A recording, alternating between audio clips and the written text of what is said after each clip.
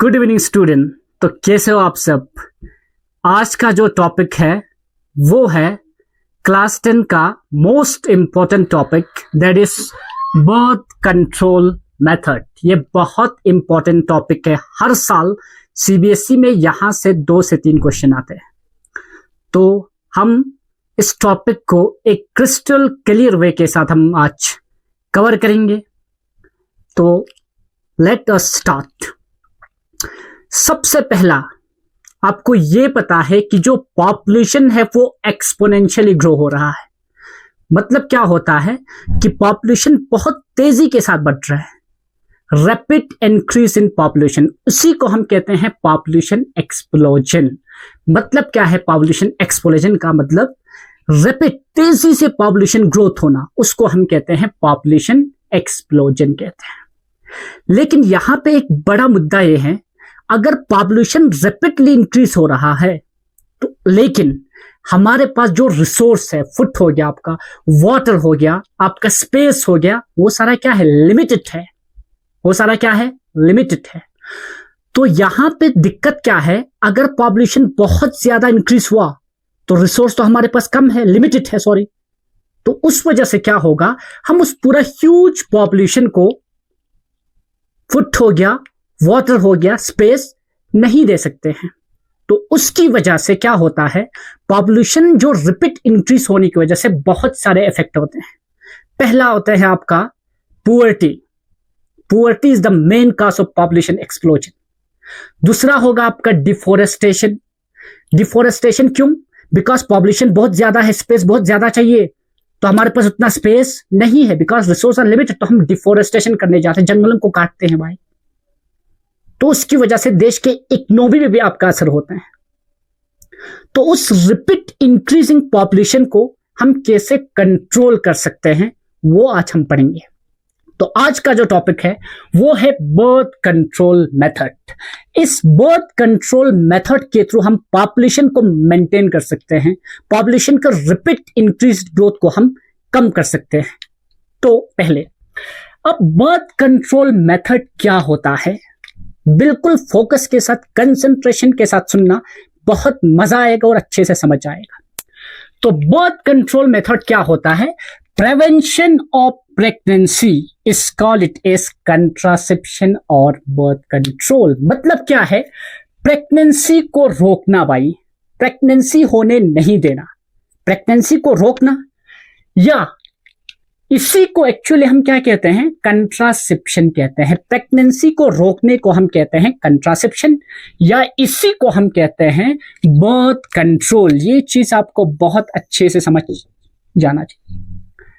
तो जब प्रेगनेंसी को प्रिवेंट करेंगे, रोकेंगे, तो बर्थ नहीं होगा, तो पॉपुलेशन क्या होगा भाई? मेंटेन रहेगा। अब नाउ क्वेश्चन ये रेस होता है कि सर हम कैसे प्रेगनेंसी को प्रिवेंट कर सकते हैं? तो यहां पे एक चीज क्या है, बहुत इंपॉर्टेंट है। तो कुछ ऐसे डिवाइसेस है, कुछ ऐसे टेक्निक है जिसका हम यूज करके प्रेगनेंसी को हम प्रिवेंट कर सकते हैं। उन सारे डिवाइसेस को हम कहते हैं कंट्रासेप्टिव डिवाइसेस। ये चीज आपको क्लियर है। तो पहला चीज हो गया प्रेगनेंसी को बचाना, उसी को हम बर्थ कंट्रोल कहते हैं या कंट्रासेप्शन कहते हैं। और वो टेक्निक या वो चीजें या वो डिवाइसेस जिसका हम इस्तेमाल करते हैं प्रेगनेंसी को रोकने के लिए, उन डिवाइसेस को, उन टेक्निक को हम कहते हैं कंट्रासेप्टिव डिवाइसेस कहते हैं। तो हम हर कंट्रासेप्टिव डिवाइस को क्लियर वे में पढ़ेंगे। Let us start. पहला मेथड है बर्थ को, प्रेगनेंसी को कंट्रोल करने का, वो है आपका बैरियर मेथड है। क्या है? Barrier method. तो बैरियर मेथड क्या होता है? फर्स्ट ऑफ ऑल, सपोज मैं एक गाड़ी लेके कहीं जा रहा हूं, गाड़ी लेके कहीं जा रहा हूं, रास्ते में क्या हुआ? बैरिकेड लगा हुआ है भाई, वहां रास्ता ब्लॉक है, तो मैं वहां से आगे नहीं जा सकता। तो एक रुकावट हो गया, बैरियर आ गया, रास्ते में एक बैरियर आ गया, एक रुकावट आ गया, जिससे मैं आगे नहीं जा सकता, मुझे वहां से वापस आना पड़ेगा। तो बैरियर मेथड क्या होता है? कुछ ऐसे डिवाइसेस होता है या कुछ ऐसे फिजिकल डिवाइसेस होता है जो स्पर्म को फीमेल रिप्रोडक्टिव सिस्टम में नहीं जाने देते हैं। जब स्पर्म फीमेल रिप्रोडक्टिव सिस्टम के अंदर ही नहीं जाएगा तो प्रेगनेंसी कैसे होगा? तो ये पहला मेथड है। तो बैरियर मेथड में जो पहला जो डिवाइसेस है वो आता है आपका कॉन्डोम। क्या आते हैं? कॉन्डोम।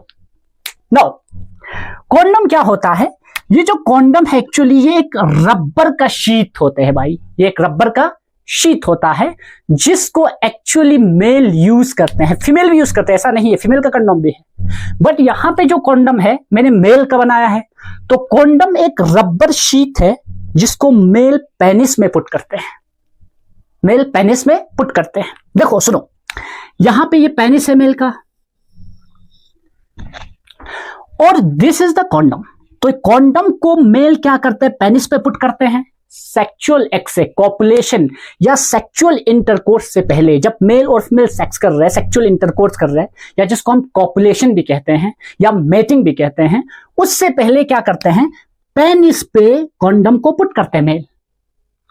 अब ये कॉन्डोम कैसे प्रेगनेंसी को कंट्रोल करेगा, कैसे प्रेगनेंसी को प्रिवेंट करेगा? सुनो, जब सेक्सुअल इंटरकोर्स करेंगे तो जब पेनिस से स्पर्म रिलीज होगा, ये स्पर्म सारा किसके अंदर रहेगा भाई? कॉन्डोम के अंदर रहेगा। तो कॉन्डोम एक रिकावट हो गया, एक बैरियर हो गया जो क्या कर रहे हैं? स्पर्म को यूट्रस के अंदर जाने नहीं दे रहे। तो सारा स्पर्म आपके कॉन्डोम के अंदर रहेगा। तो जब स्पर्म फीमेल रिप्रोडक्टिव सिस्टम यहां पे नहीं पहुंचेगा भाई, फीमेल रिप्रोडक्टिव सिस्टम में, तो प्रेगनेंसी क्या होगा? कंट्रोल होगा। तो ये बहुत इंपॉर्टेंट कंट्रासेप्टिव डिवाइस है। क्यों इंपॉर्टेंट है? बिकॉज एक चीज सबसे आपको इंपॉर्टेंट याद रखना है कि जो कॉन्डोम है ना, ये हिंदुस्तान में, पूरे वर्ल्ड में सबसे ज्यादा यूज किया जाता है। क्यों? बिकॉज पहला रीजन ये है, ये इजीली अवेलेबल है, हर जगह आपको मिलेगा भाई। आजकल जो किराने की दुकान वहां पे मिल जाते हैं, तो हर जगह अवेलेबल है और बहुत सस्ता भी है। दूसरा चीज, बहुत सस्ता भी है। और this condom also prevent from STD, sexually transmitted disease से भी आपको बचाते हैं। तो पहला चीज आपको समझ आ गया कि बैरियर मेथड में जो कॉन्डोम है वो कैसे प्रेगनेंसी को कंट्रोल करते हैं, कैसे करते हैं? वो क्या करते हैं? स्पर्म को फीमेल रिप्रोडक्टिव सिस्टम के अंदर जाने से रोकता है। स्पर्म कॉन्डोम के अंदर रहेगा तो स्पर्म आगे फीमेल रिप्रोडक्टिव सिस्टम में नहीं जा पाएगा, तो प्रेगनेंसी क्या होगा? कंट्रोल होगा। तो हम लिखेंगे ऐसे, these are rubber sheet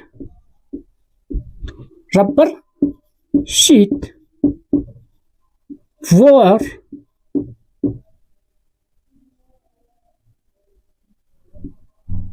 on penis before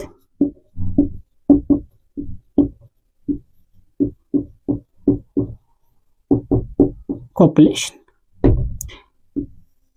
तो मैंने लिखा ये एक रबर शीट होता है जिसको मेल पेनिस पे पुट करते हैं। यहां पे मैंने पेनिस पे पुट किया हुआ है। बिफोर कॉपुलेशन, सेक्सुअल इंटरकोर्स करने से पहले मेल पेनिस में पुट करते हैं। पहला चीज आपको समझ आया। दूसरा पॉइंट इसमें आपको क्या लिखना है, सुनिए। दूसरा चीज आपको यहां पे लिखना है, दूसरा चीज आप यहां पे लिख सकते हैं, it prevent the entry of sperm in female reproductive tract.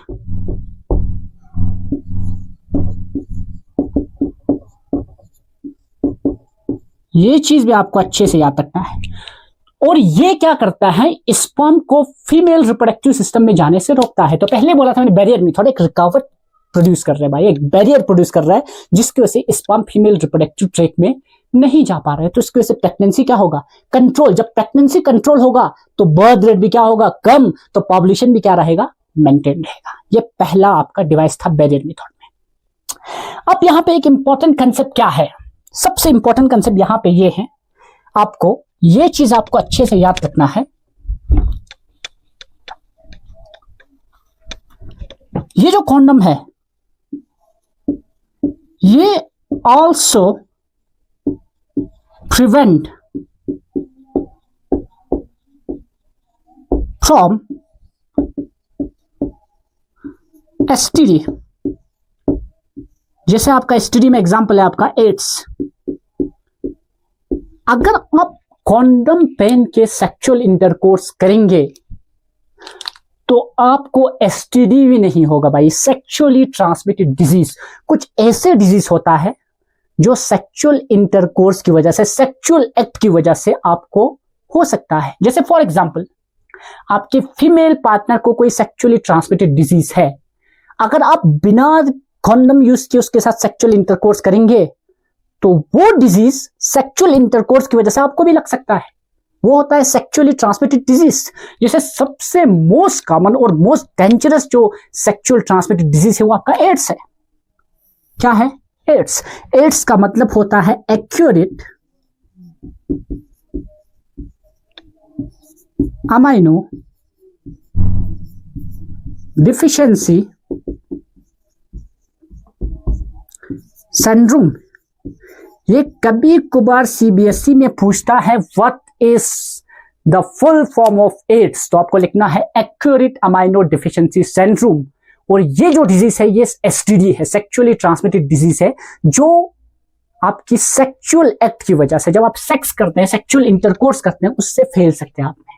तो आप जब कॉन्डम यूज करेंगे ये आपको प्रिवेंट कर सकते हैं, आपको बचा सकते हैं, किससे? एसटीडी से भी। ये चीज आपको याद रखना है, ये आपको याद रखना है। This is about condom. Now अब यहां पे क्वेश्चन एक ये है बहुत इंपॉर्टेंट, क्या है कि सर क्या फीमेल कंडम भी होता है? Yes, female condom is also available. अब यहां पे दिक्कत क्या है, जो फीमेल कंडम है, फीमेल कंडम जो है, फीमेल कंडम को हम कहते हैं कॉल इट फेमिडोम। क्या कहते हैं? फेमिडोम कहते हैं। ये चीज आपको याद रखना है, फीमेल कंडम को फेमिडोम कहते हैं। और लेकिन it is not commonly use it. लेकिन आज तक आपने देखा होगा, आज तक आपने सुना होगा कि फीमेल कंडम जो होते हैं वो ज्यादातर यूज नहीं करते हैं। It is not commonly use it. अब यहां पे दिक्कत क्या है, यहां पे मेन क्वेश्चन क्या है, फीमेल कंडम कुछ ऐसा होता है भाई, देखो दिस वन,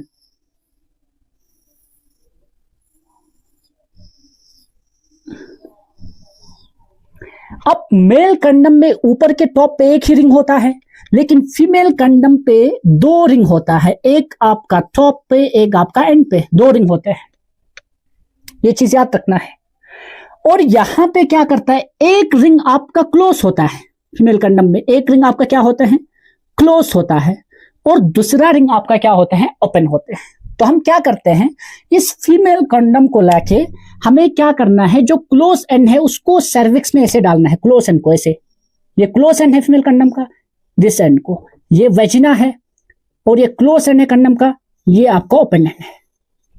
अब यहां से जब सेक्सुअल इंटरकोर्स करेंगे, ये कंडम का ये एंड क्या है, फीमेल कंडम का क्लोज है, तो ये जब बंद है तो स्पर्म फीमेल रिप्रोडक्टिव सिस्टम के अंदर नहीं जा पाएगा, तो उसकी वजह से प्रेगनेंसी नहीं होगा। तो फीमेल कॉन्डम भी इससे बैरियर, ये भी रुकवा रहे भाई, ये भी प्रिवेंट कर रहे, स्पर्म को अंदर आ जाने नहीं दे रहा है। तो फीमेल कंडम लेकिन कॉमनली यूज नहीं करते हैं, ये चीज आपको अच्छे से याद रखना है। नो, एक बार हमने कर लिया कॉन्डम के बारे में। अब नो, दूसरा जो है आपका डायफ्राम, ये चीज आपको अच्छे से समझना है। या दूसरा डिवाइसेस का नाम है वो है सर्विकल केप, इसको हम क्या कहते हैं, सर्विकल केप या डायफ्राम। नो, ये सर्विकल या डायफ्राम, जो सर्विकल केप या डायफ्राम जो है वो एक फ्लेक्सिबल, ये एक रबर का कवर होता है, जैसे कॉन्डम से रबर शीट, वैसे आपका सर्विकल केप एक रबर का शीट होता है। अब यहां पे क्या नाम, what is called it cervical cap, इसलिए इसको सर्विकल केप कहते हैं, बिकॉज यहां पे फीमेल रिप्रोडक्टिव सिस्टम के इस पार्ट को हम क्या कहते थे भाई, इस पार्ट को हम कहते थे सर्विक्स। क्या कहते हैं, सर्विक्स कहते हैं। जब मैंने फीमेल रिप्रोडक्टिव सिस्टम पढ़ाया था वहां अच्छे से बोला था कि सर्विक्स कौन सा पार्ट होता है। अपनी डायफ्रागम या सर्विकल केप क्या होता है, ये एक रबर शीट होता है, ये बात याद रखना। और ये क्या करते हैं, ये हम फिट करते हैं सर्विक्स के ऊपर, जैसे सर्विक्स के ऊपर ऐसे फिट करते हैं, ये सर्विक्स के ऊपर ऐसे फिट करते हैं इस सर्विकल केप को, इसलिए इसका नाम क्या रखा है, cervical cap, because they fit over the cervix. जब इसको सर्विक्स के ऊपर फिट करेंगे ना, जब यहां से स्पर्म आएगा, सेक्सुअल इंटरकोर्स के टाइम यहां से जब स्पर्म आएगा तो सर्विक्स तो पूरा कवर है सर्विकल केप से। नाउ दिस स्पर्म वो आपके फीमेल रिप्रोडक्टिव सिस्टम के अंदर जा नहीं पाएगा, तो प्रेगनेंसी क्या होगा, कंट्रोल होगा। और एक चीज याद रखना, इस सर्विकल केप को आपको सेक्सुअल इंटरकोर्स करने के बाद 5-6 घंटे तक आपको यहां पे फिट करके रखना है। क्यों? बिकॉज ये सर्विकल केप के टिप में ना कुछ ऐसे क्रीम लगा होता है। क्या लगा होता है? These are smeared with spermicidal jellies, ये चीज आपको याद रखना है, spermicidal jellies और क्रीम। अब यहां पे एक चीज इंपॉर्टेंट है सर, इसके टिप्स पे क्या होता है, स्पर्मिसिडल जेलीज भी लगा होता है या क्रीम। भाई वो क्रीम नहीं जो तुम आइसक्रीम में लगाते हो, ऐसा क्रीम की बात नहीं कर रहा, उसका कोई काम नहीं है। यहां पे जो क्रीम और स्पर्मिसिडल जेलीज की बात कर रहे हैं, इसके टिप्स पे स्पर्मिसिडल जेलीज होते हैं। मतलब क्या होता है, स्पर्मिसिडल जेलीज विच किल स्पर्म। ये बात आपको बहुत अच्छे से याद रखना है। This is the first point, second point, third point, fourth point.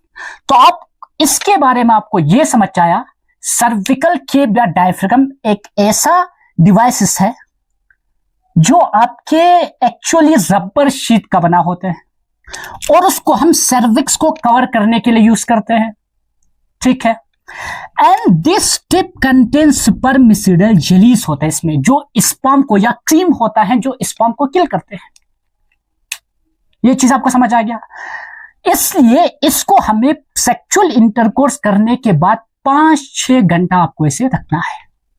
Now दूसरी बात, जब यहां पे पूरा सर्विक्स बंद है तो एक बैरियर है, एक रुकावट है भाई, तो इसकी वजह से स्पर्म फीमेल रिप्रोडक्टिव सिस्टम के अंदर नहीं जा पाएगा, तो प्रेगनेंसी क्या होगा, कंट्रोल होगा। तो ये चीज भी आपको समझ आ गया। तो आपको डायफ्रागम और सर्विकल केप भी समझ आया, आपको कॉन्डोम भी समझ आया। तो हम चलते हैं तीसरा पार्ट, वो है आपका इंट्रायूट्रीन डिवाइस। इसको आपको अच्छे से समझना है, जिनको नोट करना है वो यहां अच्छे से नोट कर सकते हैं।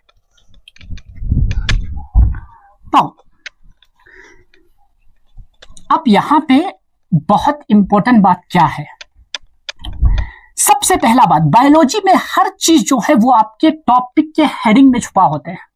जैसे सर्विकल केप नाम क्यों बोला, because they cover the cervix of female reproductive system.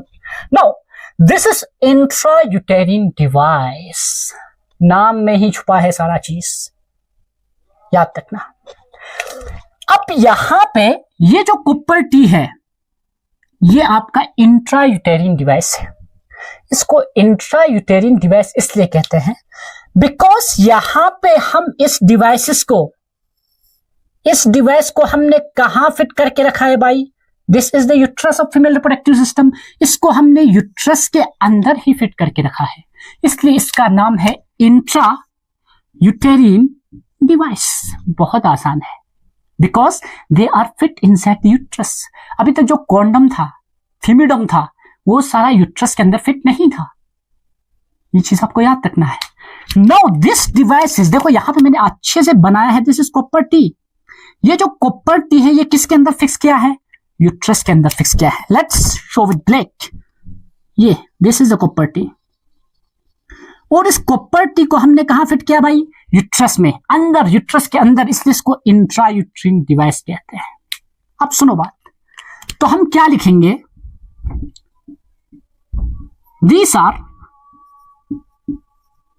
contraceptive devices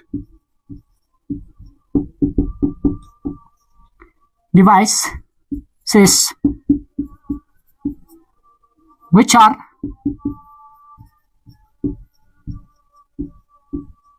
made up of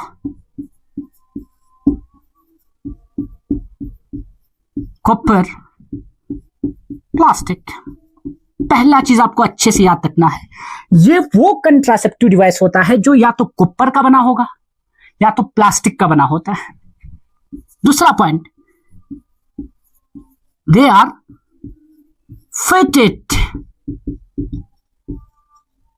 in the uterus. ये चीज आपको अच्छे से याद रखना है। इस जो इंट्रायूटेरिन डिवाइस है, जो कुप्परटी है, उसको हम यूट्रस के अंदर ही फिट करते हैं। ये चीज भी आपको समझना है।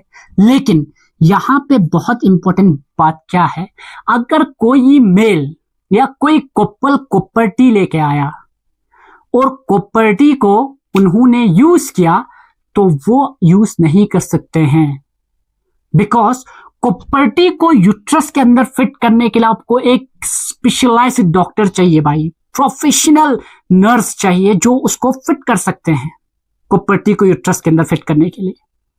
तो ये आपको डॉक्टर के पास जाना पड़ेगा या किसी नर्स के पास जाना पड़ेगा जो आपका फिट करेंगे कुप्परटी को आपके यूट्रस में। ये चीज आपको अच्छे से ध्यान रखना है। नेवर ट्राई कुप्परटी बाय योरसेल्फ, ये एडवाइस है। अपनाओ। यहां पे इसको कुप्परटी क्यों कहते हैं? कुप्परटी इसलिए कहते हैं because they are made of copper, और इसका शेप क्या है? टी शेप है, इसलिए इसको हम कहते हैं कुप्परटी। अब कुप्परटी सर प्रेगनेंसी को कैसे प्रिवेंट करते हैं? पहली बात, दे प्रिवेंट इम्प्लांटेशन। ये चीज आपको अच्छे से याद रखना है। They prevent implantation. जब यूट्रस के अंदर कुप्परटी फिट है तो जब फॉर एग्जांपल यहां से स्पर्म, दिस इज ओवम, ये दोनों फ्यूज हो गए तो जाइगोट बनेगा। जब स्पर्म और ओवम फ्यूज हो जाएंगे तो जाइगोट बनेंगे, और जाइगोट के बाद इम्ब्रो। इम्ब्रो कहां आतिश होता था? यूट्रस में। तो यूट्रस में अब क्या लगा हुआ है? कुप्परटी लगा हुआ है। जब फर्टिलाइजेशन होगा, स्पर्म और ओवम फ्यूज होगा, फर्टिलाइजेशन, तो जाइगोट, जाइगोट के बाद इम्ब्रो बनते हैं, इम्ब्रो से नया बच्चा बनते हैं। और आपको ये मैंने पहले क्लास में पढ़ाया है कि इम्ब्रो आपके यूट्रस के वॉल में ऐसे अटैच होता था। इस प्रोसेस को हम कहते थे इम्प्लांटेशन। नो, यहां पे यूट्रस के अंदर कुप्परटी है। जब कुप्परटी यूट्रस के अंदर है तो यूट्रस के अंदर इम्ब्रो वहां अटैच नहीं हो सकता है, तो प्रेगनेंसी क्या होगा? कंट्रोल होगा। तो ये आपका तीसरा डिवाइस था, इंट्रायूटेरिन डिवाइस। ये चीज आपको याद रखना है। नाउ, इस इंट्रायूटेरिन डिवाइस को आप 5 साल तक ऐसे रख सकते हैं, 5 ईयर। ये चीज भी आपको अच्छे से याद रखना है, 5 साल। लेकिन अगर फीमेल को इतना नॉलेज नहीं है तो वो कुप्परटी आपके निकल भी सकते हैं, बाहर निकल भी सकते हैं। ये चीज आपको याद रखना है। तो copper T are only put by the specialised doctor और professional nurse, they can not put by yourself. और इसको हम प्लेस कर सकते हैं, 5 साल तक यहां पे रख सकते हैं प्रेगनेंसी को प्रिवेंट करने के लिए। और एक चीज, इसका ड्रॉबैक भी है भाई, इसका एक थोड़ा ड्रॉबैक भी है। इसका प्रॉब्लम क्या है कुप्परटी का? ये सीबीएसई में बहुत बार पूछा गया है, what are the drawback of intrauterine device such as copper T. इनका प्रॉब्लम क्या है? इनसे एक प्रॉब्लम ये है, ब्लीडिंग, डिस्कम्फर्ट,